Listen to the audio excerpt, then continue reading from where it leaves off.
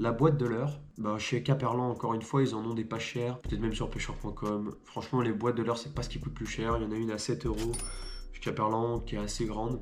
Du moins pour les leurres que je vais vous présenter, tout va tenir dedans. Ensuite, au tatou qui est, je trouve, un peu trop oublié mais qui est très important, un dégorgeoir.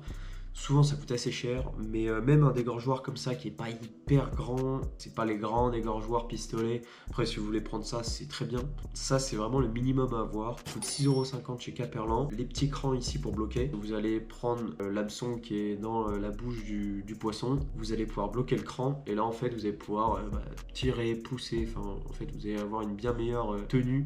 Comme premier leurre, hein, forcément la cuillère, c'est un indispensable quand on débute. On ne peut pas commencer sans la cuillère. Vous lancez, vous ramenez, vous lancez, vous ramenez. C'est tout ce qu'il y a à faire. Encore une fois, chez Caperlan, il y en a à 2 €. Je vous conseille de prendre une dorée, une argentée. Argentée pour ciel nuageux, dorée pour ciel, voilà, pour journée ensoleillée. Le spinner, donc lui, il est de chez Naze, mais il y en a aussi chez Caperlan qui sont pas chers du tout. Franchement, 7 € pour un spinner de 10 grammes. Je pense qu'on trouve nulle part ailleurs. Et pourtant, il fonctionne. Donc je trouve que voilà, c'est vraiment niveau rapport qualité-prix, c'est vraiment bien. Les spinners, ça peut passer dans les obstacles. C'est un peu mieux voilà, pour pêcher dans les zones un peu encombrées. Ensuite, bien évidemment, encore un incontournable, le shad. Ça, franchement, on peut pas dire que... on peut pas voilà, avoir une boîte de pêche sans un shad dedans. Les slick shad comme ça, je les trouve vraiment bien. Donc les slick shad de chez Fox Rage. Alors pourquoi les slick shad?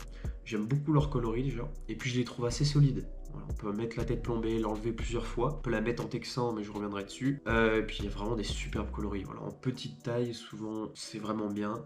J'aime aussi beaucoup leur nage. Ils ont une nage un petit peu serrée, mais pas trop. C'est dans la globalité un leurre qui fonctionne très bien. On a sur pêcheur.com 80 centimes à l'unité. Si on en prend 5, ça fait 4 €. Avec ça, bien sûr, il faut des têtes plombées.